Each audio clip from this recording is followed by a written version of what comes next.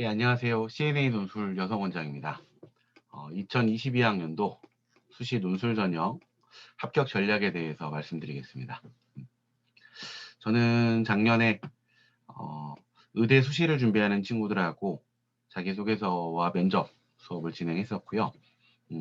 대일외고 방과 후 수업을 통해서 서울대 수시 일반 전형에 1단계 합격한 학생들과 구술 면접 수업을 했습니다. 24명이 최종 합격하는 기쁨을 맛봤습니다. 대일외고의 3학년 연세대 및 명문대 수시 방과후 논술 특강을 진행했고, 명덕외고 방학 인문학 사회과학 독서 특강을 진행했습니다. 2008년도 이후 수시 논술 전형이 굉장히 많은 학생들을 선발했었고, 지금은 굉장히 많이 축소가 되어 있는 상황입니다만은 수시 논술 전형도 입시에 있어서 굉장히 중요한 전형이니만큼 함께 의논한다면 좋은 결과를 만들어낼 수 있을 것이라 생각을 합니다. 먼저 좀 말씀드려야 될 거는 이번 2022학년도 수능으로 선발하는 정시 모집 비율이 뭐 고려대는 2배 이상, 서울대도 1.5배, 연세대도 1.3배 증가했기 때문에 수시 논술 전형을 준비하더라도 수능으로 정시에 원하는 데를 갈 수 있는 실력을 갖추는 게 가장 기본이라고 생각을 하고요. 그래서 수능 원점수를 기준으로 정시에 지원 가능한 대학을 이번 3월 25일 모의고사에서부터 6월 평가원, 9월 평가원까지 점검해가는 과정 속에서 정시와 수시에 대한 효율적 대비가 좀 필요하다라는 생각입니다. 자, 본격적인 논술 전형 말씀을 좀 드려보면은 2022학년도 논술 전형에서 여러분들이 좀 주요하게 보실 수 있는 포인트가 연세대 논술 같은 경우 작년에는 코로나 때문에 수능 이후에 진행이 됐습니다. 12월 7일 월요일에 진행이 됐었는데 이미 2020학년도부터 수능 최저학력 기준이 폐지가 됐고 그리고 논술 100% 내신을 반영하지 않습니다. 그래서 연세대 논술 같은 경우에는 강남권 학생들을 중심으로 해서 소신 지원하게 될 텐데 사실 작년 경쟁률을 좀 보면은 경영학과 같은 경우에 27명 모집에 3,572명이 응시를 했기 때문에 132대 1이라는 엄청난 경쟁률을 보이게 됩니다. 사실 뭐 논술 전형의 경쟁률이란 부분들을 여러 가지로 판단할 수 있겠지만 최저가 없고 내신도 반영하지 않는 수능 후에 연세대 논술 같은 경우에는 이렇게 보이는 경쟁률이 실질 경쟁률과 크게 다르진 않을 겁니다. 그러면 산술적으로는 연세대 논술 합격을 위해서는 100대 1의 경쟁률 이상을 뚫어야 된다. 그럼 논술 실력이 100명 중에서 1등이어야 된다. 상위 1%의 논술 실력을 갖춰야 되겠다라는 부분들 점검할 수 있을 거고요. 거기에 더해서 성균관대 전형 같은 경우에는 논술 비중이 60%, 교과 30에 비교과 10인데 뭐 외고의 4, 5등급 학생들도 합격을 할 정도로 실질적인 내신 반영 비율은 적습니다. 그래서 합격을 해도 논술을 잘 써서 합격을 한 거고 떨어졌다면 내신 탓이 아니라 수능 최저를 못 맞췄거나 논술을 못 썼다라고 볼 수 있는데요. 성대 최저가 좀 재밌습니다. 영어 2등급 이내면은 일단 되고요. 그리고 국수탐 3개 영역 중에서 2개 영역에 합 4를 요구하는데 탐구 2과목에서 평균을 절사해 줍니다. 예를 들면은 뭐 국어를 3등급 받았다. 수학을 4등급 받았다. 아우, 영어를 2등급 받았다. 그런데 탐구 하나를 1등급, 탐구 하나를 2등급 이렇게 받았다고 하면 영어 2등급을 맞췄기 때문에 되고 수학을 버리고 뭐 여러분들이 버리는 게 아니라 대학에서 국어 3등급하고 탐구 2개의 평균을 보게 되는데 이때 탐구 2개의 평균이 1.5가 되는데 소수점을 절사해 주기 때문에 1, 2 돼버립니다. 그래서 국어 3에 탐구 1 해서 3, 4, 2 탐구 1, 2등급도 성대 최저가 나올 수 있겠다. 그래서 뭐 못해도 된다라는 얘기가 아니라 최저를 맞출 수 있을 만큼 그 이상으로 열심히 하자는 얘기고요. 서강대 같은 경우에는 4개 영역에서 3과목의 합이 6이 됩니다.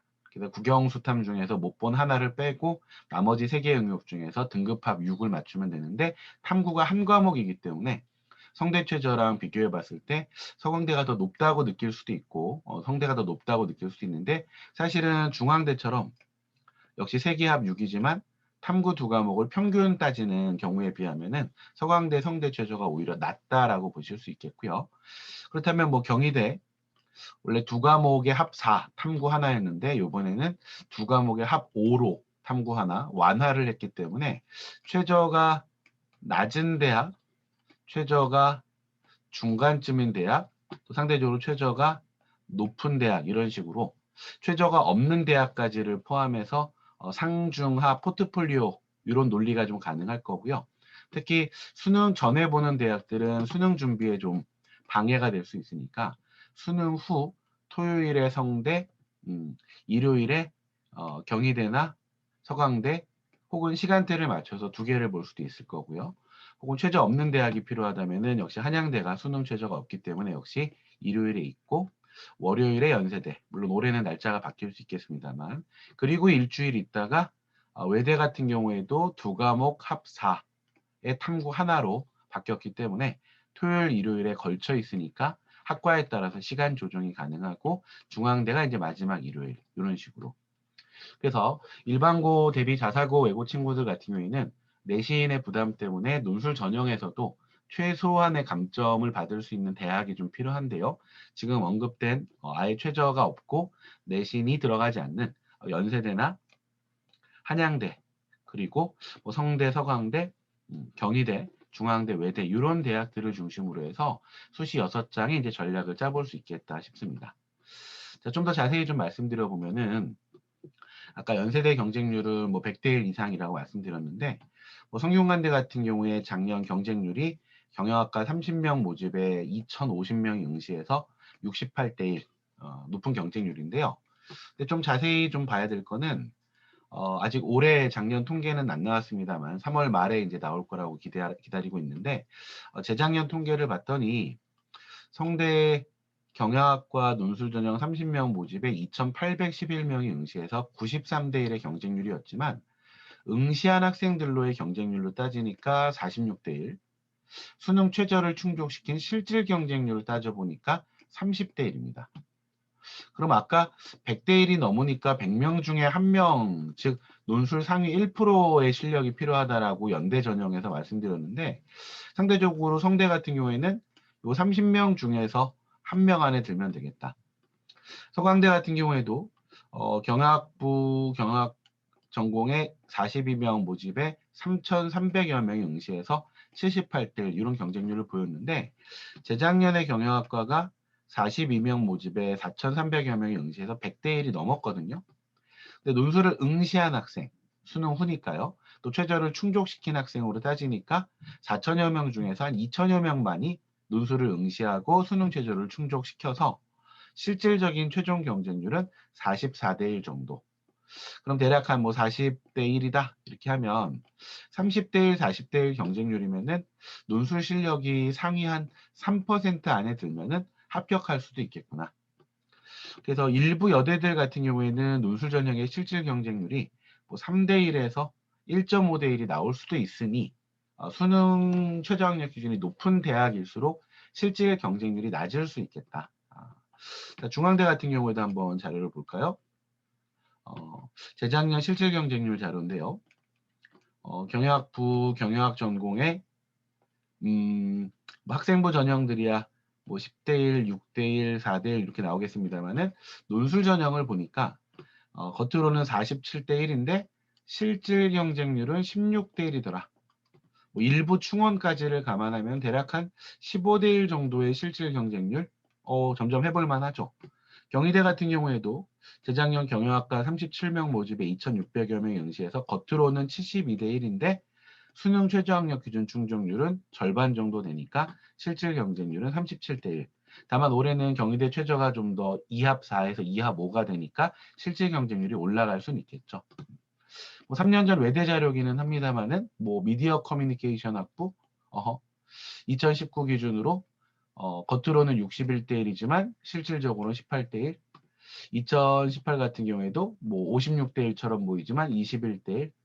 2017 겉으로는 45대 1이지만 실제로는 12대 1 이런 식으로 실질 경쟁률을 중심으로 해서 판단을 한다면은 논술 실력을 과연 어느 정도까지 상승시킬 수 있을까? 여기에 좀 방점을 찍어서 전략적으로 준비를 할 수가 있겠죠.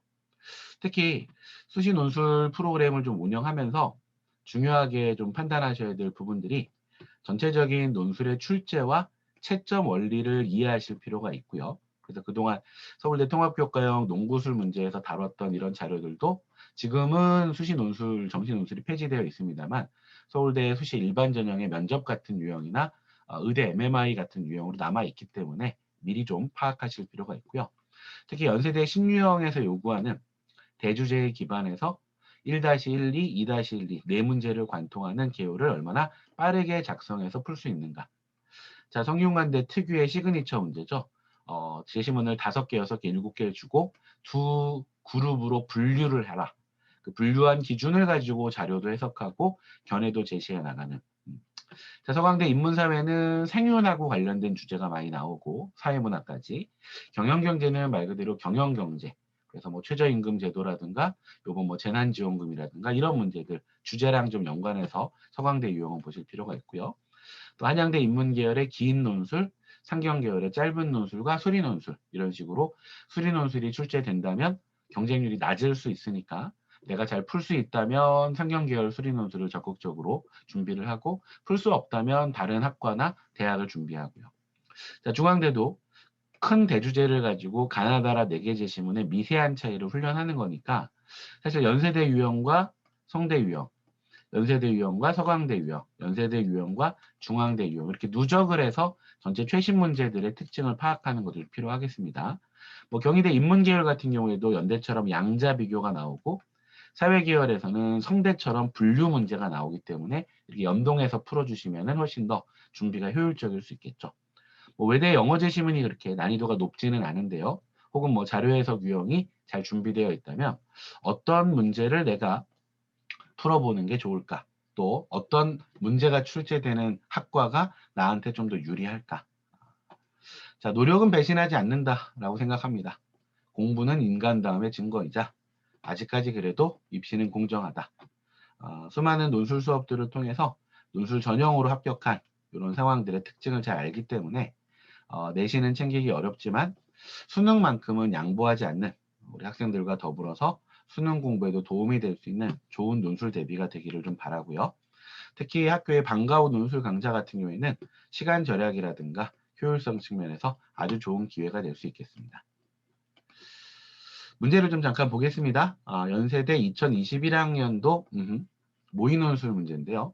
실전에서는 인문계열, 사회계열 문제가 따로 출제가 됐습니다만 큰 원리로 치면은 제시문 가에 문학 작품이 출제가 됐고 나제시문에 이제 영어 제시문이 나와서 대략 수능 영어 2등급 이내 정도의 친구라면 풀 수 있지 않을까 이렇게 보는데 실전에서는 실제 영어 제시문에서 당황하지 않기 위한 준비가 좀 필요하겠고요. 자, 그리고 제시문 다 하고 뒷장에 제시문 라까지. 그럼 4개 제시문이 있는데 1번 문제 같은 경우에 4개 제시문에 대주제를 보여줬습니다. 자유의지와 결정론의 관계. 연대에서 많이 물어보는 패턴입니다. 인간과 동물의 관계, 뭐 개인의 행복과 타인의 행복의 관계 이런 식으로. 그러면 나제시문, 영어 제시문에서 양립론자가 있어서 그 입장을 분석하고 잘라주시고 다와 라를 평가하라. 그럼 800자 정도의 그리면은 입장을 분석하는 단락이 하나 필요할 거고 다 평가, 라 평가 이런 식의 세 덩어리 단락 구조를 미리 한번 연습해 볼 수 있겠죠. 자, 특히 가제시문 문학작품에 육식을 옹호하는 태도가 있고 또 육식을 거부하는 채식주의자. 책 제목인데요. 안에 태도가 있는데 각각의 태도를 다 입장에서 분석하고 잘라주시고 라 입장에서 분석하고 잘라주시면 600자를 두 덩어리로 나눠서 준비할 수가 있겠죠. 자, 2-1번에 보면은 제시문 다와 관련된 실험 내용들을 도표로 설정을 했습니다. 찬 음료냐, 따뜻한 음료냐. 여름에는 차이가 크지 않은데 겨울에는 차이가 좀 컸고 봄, 가을에는 차이가 없습니다. 그러면 봄, 가을에 차이가 없는 걸 기준으로 해서 여름에는 차가운 음료를, 겨울에는 따뜻한 음료를 더 선호한다. 이런 내용들을 글로 쓰실 수 있습니다. 그래서 이 실험 결과 해석 내용들을 글로 쓰는 연습을 해주시고 이 해석으로 끝나는 것이 아니라 다시 제시문을 평가하는 글을 써야 되니까 역시 600자를 두 단락으로 나눌 수 있겠죠. 자, 문제 2-1은 자료 해석이라고 해서 성대 자료 해석 등등과 연동을 시켜볼 수 있겠고요. 문제 2-2는 이제 수리 논술이 되는데, 뭐 한양대 상경계열의 수리 논술 같은 경우는 굉장히 난이도가 높다고들 하는데, 뭐 중앙대, 경희대의 상경계열, 사회계열 수리 논술, 그리고 연세대의 요 수리 논술 같은 경우에는 확률과 통계 공부를 하면서 충분히 이 계산할 수 있는 문제라고 봅니다. 자유의지를 믿는 사람들의 통계 자료와 결정론을 믿는 사람들의 통계 자료 속에서 각각 아래 표에 나타나 있는 분류 결과에서 확률을 계산해서 비교를 하고 이게 끝나는 게 아니죠. 다시 한번 라를 평가하라라고 하니까 이것도 600자를 두 단락. 그래서 긴 글은 800자, 짧은 글은 600자 정도의 구성이기 때문에 두 단락, 세 단락으로 나누어 쓴다고 한다면 대략 200자, 250자, 300자 정도의 짧은 글 안에 얼마나 학교 측이 요구하는 핵심을 담아낼 수 있을 것인가가 핵심이 되겠죠. 자, 성대 문제도 볼까요? 작년 모의논술 역시 성대의 시그니처 1번 문제 표현의 자유의 제한에 대한 견해를 놓고서 상반된 두 입장으로 분류를 요구합니다. 그리고 각 입장을 요약해야 됩니다. 제시문 하나, 둘, 셋 읽어 나가면서 입장의 미묘한 차이들을 독해해 주셔야 할 거고요. 특히 이 제시문들 전체를 놓고서 분류한 문제가 2번의 자료 해석 문제에서도 그림 1, 2에 대한 자료 1이 어느 입장을 옹호하는가. 또 두 번째, 자료 2에 있는 그림 3, 4의 내용들이 또 어떤 입장을 옹호하는가. 그래서 1번 문제에서 분류했었던 내용들을 2번 문제에서도 계속해서 첫 번째 문장에 입장하고 첫 번째 문장의 입장을 연동시켜 바라보는 이 지점이 굉장히 중요한 성대의 포인트라고 할 수 있겠고요.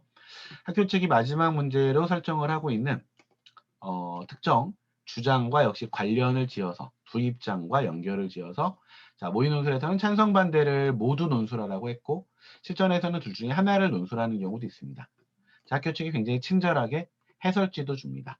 그래서 1번의 채점 등급 기준으로 해서 분류를 잘 해도 C가 나올 수 있기 때문에 A가 되기 위해서는 핵심 논지에 대한 분석에 더해서 각 제시문의 차이점까지를 효과적으로 부각을 시켜야 A가 됩니다. 그렇지 못하면 B가 될 거고요.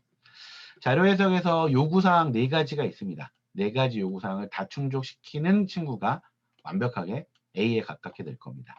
마지막 견해 문제에서도 주어진 댓글 실명제의 취지와 관련돼서 두 입장은 말할 것도 없고 제시문의 논지까지를 활용을 해야 구체성이 결핍되지 않은 합격 답안이 될 수 있겠다. 그래서 관련된 문제들은 굉장히 많습니다. 그렇기 때문에 함께 준비해 나가면서 뭐 연세대, 성대, 경희대 수시 논술 전형의 합격을 2022학년도 여러분과 함께 달성해 보도록 하겠습니다. 고맙습니다.